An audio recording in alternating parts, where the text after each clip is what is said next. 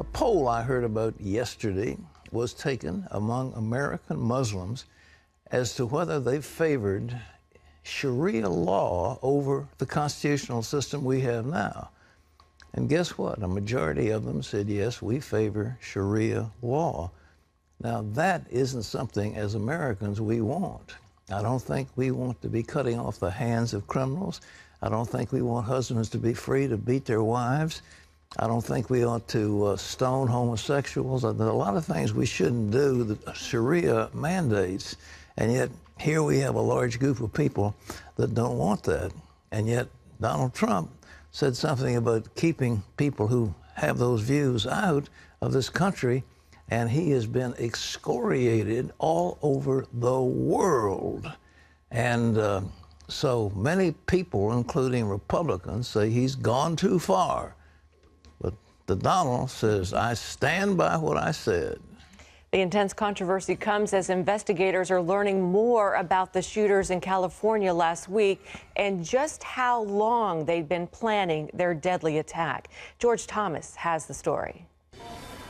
More than a day after he made this statement, Donald J. Trump is calling for a total and complete shutdown of Muslims. The Republican frontrunner is doubling down on his comments, tweeting early Wednesday, "Wow, what a day. So many foolish people that refuse to acknowledge the tremendous danger and uncertainty of certain people coming into U.S." But his remarks quickly drew widespread criticism from members of his own party. What was proposed yesterday is not what this party stands for, and more importantly, it's not what this country stands for. I do not agree with his proposal. It is time that my side of the aisle has one less candidate in the race for the White House. It is time for Donald Trump to withdraw from the race. To the Democratic frontrunner, who faces her own challenges for refusing to use the phrase radical Islam. What Donald Trump said about keeping Muslims out of the United States is both shameful, but it's also dangerous. To the White House. The Trump campaign for months now has had a dustbin of history-like quality to it. What Donald Trump said yesterday disqualifies him from serving as president. To legal experts. So what he's expressing is actually a thought, something that could not actualize in law, and if it was actualized by Congress, the Supreme Court would undo it. To Islamic groups. Our country was founded on religious freedom, and Donald Trump is just trashing the Constitution. And Russell Moore of the Southern Baptist Convention, who is calling on Christians to speak out against Trump's comments, saying anyone who cares an iota about religious liberty should denounce this reckless, demagogic rhetoric. But Trump isn't backing down, and many voters are likely to support him. Do you regret your ban on Muslims, which some people think is un-American?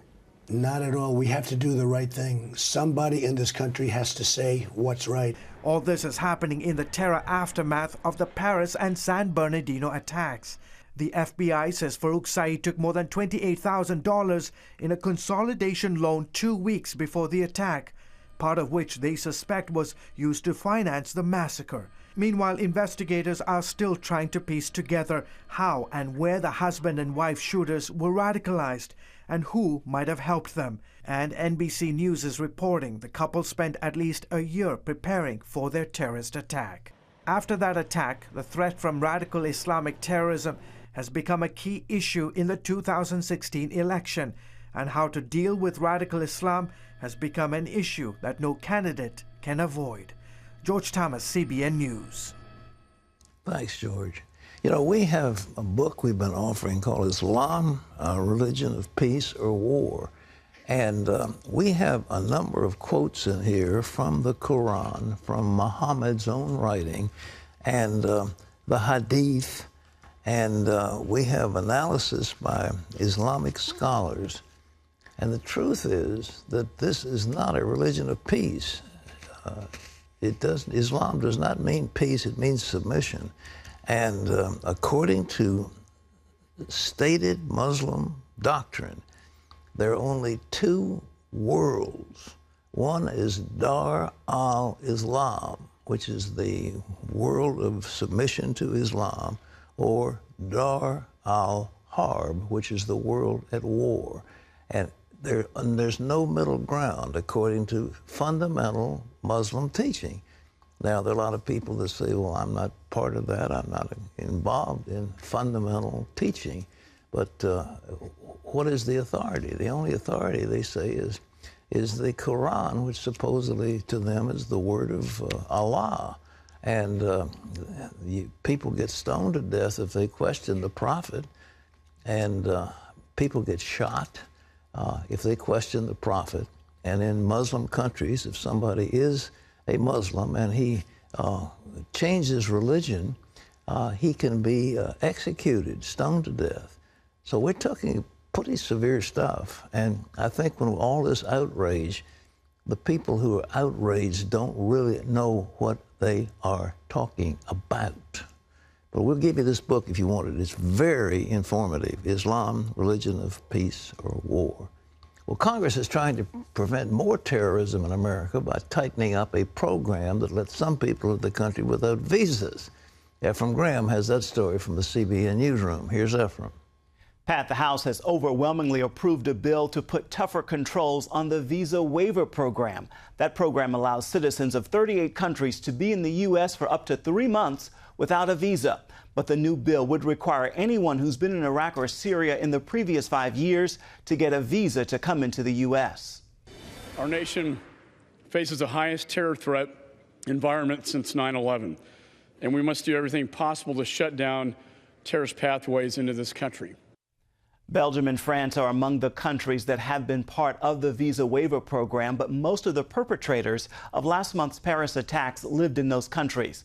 Countries in the visa waiver program would also be required to share counterterrorism information with the U.S. All travelers would be checked against Interpol databases, and visa waiver countries would be required to issue e-passports with biometric information. Police in France have identified the third person who attacked the Bataclan concert hall on November 13th. 130 people died in the Paris attacks, with the worst of the carnage unfolding at the Bataclan. Investigators say the third suspect is from the eastern city of Strasbourg, and he spent time in Syria in 2013. So far, all attackers were French or Belgian and were native French speakers. The 3 Bataclan suspects died in the attack. 2 detonated suicide vests, and the other was shot by police. Pat? What we don't know right now, and I think the FBI is searching to get the answer, is how organized was the attack that took place in San Bernardino? How organized was it? How organized was the attack that took place in Paris? How deep are the roots of Islam into this? And what we're looking at, if indeed there is an organized attempt to send so-called lone wolf attackers into soft targets all over the Western world, then there'll be no peace. There'll be no end of the slaughter. It is so easy to go into a concert with an automatic weapon and start firing it. It is so easy to do it, to go into a athletic contest or to go into some school where they're undefended. It's so easy for a Muslim, not a Muslim, but for a radical person to go and bring chaos.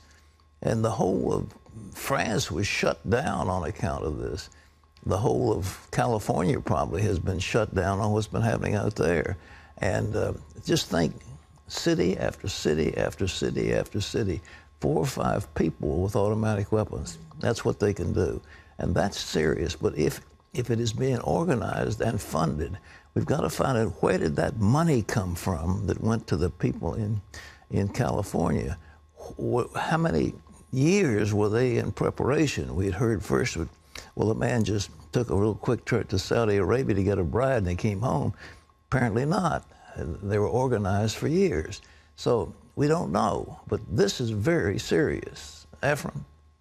Pat, here at home, the Obama administration wants a new tax rule that would give the Social Security numbers of people who donate to churches and other charities to the IRS. Jennifer Wishon explains why many people think this is a bad idea. When you put money into the offering plate at church, the IRS wants to collect something too. For donations of at least $250, The tax agency wants to give church officials the option of handing over their donors' Social Security numbers.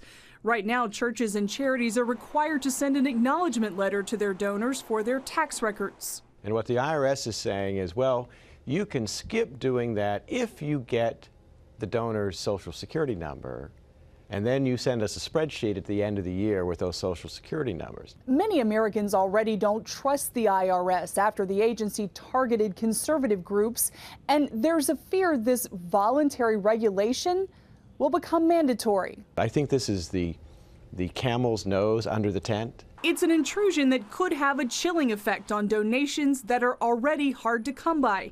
The collection of Social Security numbers by churches also raises serious security concerns. Look, not even the government can keep their Social Security numbers from getting out. As you know, there were these big cyber attacks on OPM. They lost over 20 million Social Security numbers, and this would make charities a target for cyber criminals. If a cyber criminal has the option of attacking a charity and trying to get this information, or attacking a high-priced business or the government, which has a lot more security protocols in place, well, who are they going to go for? Citizens can comment on the regulation through December 16th. Spekovsky says your opinion does make a difference and encourages people to comment. This regulation, he says, is just another example of the federal bureaucracy stepping outside its bounds. You know, we have all these federal agencies that have created this basically fourth branch of government, you know, the administrative state. And all of them have far too much power. The regulations they issue often are very intrusive, and this is just another example of that kind of a problem. Jennifer Wishon, CBN News, Washington. If you want to respond to the proposed IRS regulation, you can visit Jennifer's blog, Beltway Buzz, at cbnnews.com. We've got a link to the regulation there where you can make a comment. Pat, what do you think of this one? I think it's outrageous. I think it would destroy churches, it would destroy nonprofit organizations, it would destroy colleges and universities.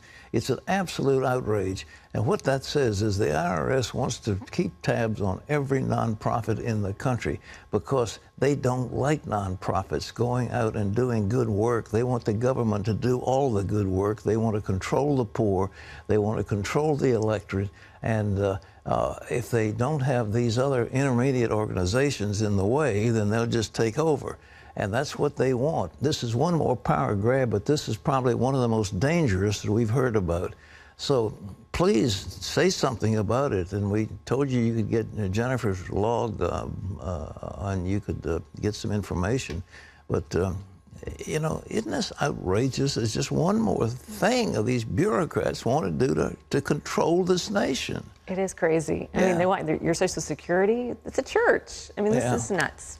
But to make the churches the agents of the government getting these things, that used to be under the extreme communism that the people were supposed to turn in their pastor if the pastor made a sermon that was not in keeping with the regime. And now they want to do that. But can you imagine? The IRS can't keep anything secret. I mean, but they've already had this terrible targeting of nonprofit groups, and they've been listed. I mean, people who are like Baptists are considered enemies of the state. I mean, they list people that they think are enemies, and people who want freedom, who are in favor of the NRA or something like that. These are supposedly subversive.